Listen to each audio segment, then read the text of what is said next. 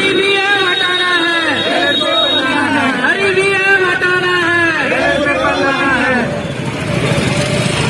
बोला उद्देश्य बताया अपने उद्देश्य। उद्देश्य है हमारा आज का धरना है 10 जनवरी 2024 को हमें ईवीएम को हटाना है और बैलेट पेपर लाना है कि अब ईवीएम में गड़बड़ी होती है, चोरी होती है, वोटों की घोटाला भी होता है। तो ऐसा सुप्रीम कोर्ट का भी मानना है। और सुब्रमण्यम स्वामी ने जो रिपोर्ट करी है 8 अक्टूबर 2013 की, तो उसमें भी चुनाव आयोग ने लिख के दिया है कि ईवीएम से फ्री फेयर एंड ट्रांसपेरेंट चुनाव नहीं हो सकता। इस उद्देश्य को लेकर हम आज धरना लगे हैं कि ईवीएम हटाना है, हमें बैलेट पेपर लाना है। लेकिन इस पर चुनाव आयोग तो तैयार ही नहीं है। चुनाव आयोग तैयार नहीं है तो चुनाव आयोग को हम 31 जनवरी 2024 को हम चुनाव आयोग का घेराव करने जा रहे हैं महामोर्चा लेकर। नहीं, आपके पास में इतना जन समर्थन तो है ही नहीं, आप तो 10 लोग हैं केवल हमारे पूरे देश में। हाँ 567 जिले में है, हाँ 567 जिलों में आज धरना प्रदर्शन। नहीं, आप यहाँ पर ही देख लीजिए, आपके पास में जन समर्थन नहीं है। जन समर्थन तो हमारे पास बहुत है। और आपने देखा हो जिले में सारी जिलों में चल रहे हैं 100 लोग करके हम, अगर 6.5 लाख काम है उनमें से 100 लोग करके हम दिल्ली के महामोर्चा लेके जाएंगे तो 6.5 लाख काम तो 100 करोड़ हमारे पास जन समर्थन। लेकिन अभी अभी संसद में एक विधेयक तो बन गया है कि जो चुनाव आयोग के जो मुख्य चुनाव आयुक्त हैं उनको सुप्रीम कोर्ट के जो मजिस्ट्रेट हैं, न्यायाधीश हैं, उनकी बराबर शक्ति दे दी गई है। तो फिर आप क्या करेंगे? शक्ति का संसद में ड्राफ्ट पास करवा के ये कुछ भी कर रहे हैं, वो इसीलिए कर रहे हैं कि उन्हें मालूम है कि पुनः हम जीत जाएगा ईवीएम से। ईवीएम घोटाला करने के कारण ये कर रहे हैं कि सारी शक्तियां अपने पास रखना चाहते हैं, जबकि ये विधि के विधान के अनुसार इसके विरुद्ध है, संविधान के विरुद्ध है। ऐसा नहीं करना चाहिए, क्योंकि चुनाव आयोग की निष्पक्ष संस्था है, किसी के अंदर क्यों रहेगी? तो ये अपने अंदर इसलिए लाना चाहते हैं कि 149 सांसदों को सस्पेंड करके जो ड्राफ्ट तैयार किया था वो विधेयक के माध्यम से नहीं किया गया, ये गैर कानूनी है। तो वो चुनाव आयोग उसके अंदर रहेगा तो देश में उबाला आ जाएगा। जनता नहीं चाहती कि हमारा ये निष्पक्ष चुनाव इन्हीं के नेतृत्व में हो, तो वो बदलना पड़ेगा उन्हें। नहीं, जैसे अभी आप ईवीएम के खिलाफ मतलब मोर्चा खोले हुए हैं, लेकिन संसद में ये बिल पास हो गया है कि जो सुप्रीम कोर्ट के जो न्यायाधीश हैं उनकी बराबर शक्ति है चुनाव आयुक्त के पास में, वह निर्णय ले सकते हैं। तो ऐसी स्थिति में आपको ईवीएम के साथ साथ में आपको ये विधेयक के विरोध में भी आंदोलन करना चाहिए।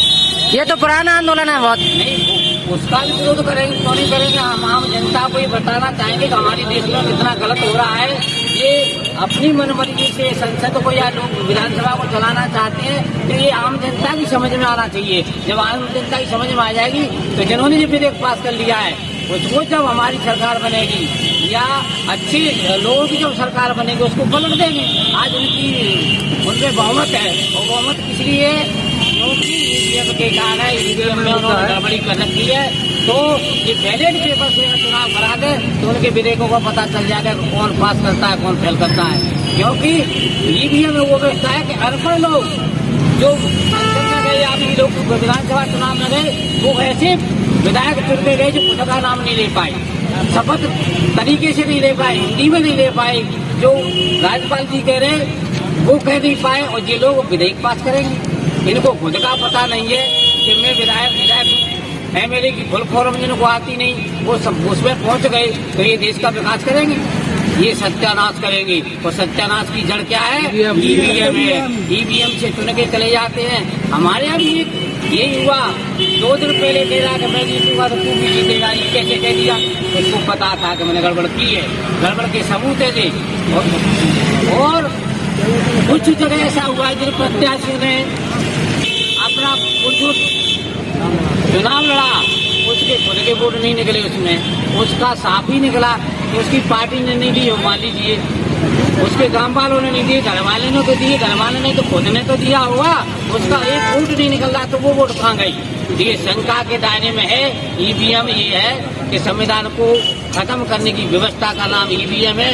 इसको हम उखाड़ के फेंकेंगे और सुप्रीम कोर्ट में एक बार नहीं 10 बार जाएंगे और सुप्रीम कोर्ट के जजों को ये फैसला लेना पड़ेगा भारतीय जनता के प्रति, क्योंकि लोकतंत्र कायम रखना है तो ईवीएम को हटाना है। आपका यह आंदोलन किसके नेतृत्व में है? ये धर्मेंद्र कुशवाहा के नेतृत्व में। सबलगढ़ का ये एक दिवसीय है या? अच्छा। और राष्ट्रीय लेवल पे माननीय बामन मेश्राम साहब के नेतृत्व में जो भारत मुक्ति मोर्चा के राष्ट्रीय अध्यक्ष। तो जैसे कि बामन मेश्राम पर एक आरोप लगाया जाता है कि वह संवैधानिक बात नहीं करते, वह केवल ब्राह्मणों के खिलाफ बात करते हैं, इस पर क्या कहना चाहेंगे आप? सुप्रीम कोर्ट में जाए, केस दायर करें।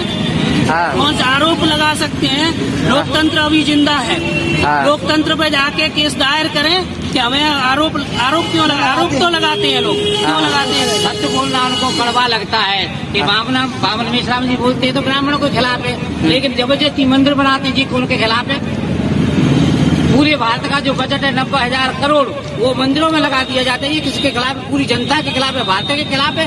एक व्यक्ति अगर आवाज उठाता है और सच बोलता है तो ब्राह्मणों के खिलाफ होगी बात, उसको जेल में डालने का काम करता है। ब्राह्मणों के खिलाफ नहीं, ये देश के समर्थन में बोली गई बातें हैं। अगर देश में करोड़ से ज्यादा मंदिर हैं तो उनमें ब्राह्मणों के अलावा किसी और को क्यों नहीं बैठाया गया?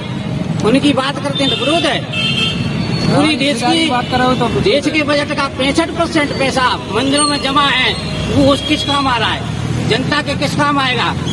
आप बताया जाए तब भी उन मंदिरों में से 2 रुपए का दान नहीं होता, लेकिन रोजाना जो चढ़ाया जा रहा है, दूध फैलाया जा रहा है और दूध पीने की बात कर रहे हैं, ये ब्राह्मणों के खिलाफ बात नहीं है।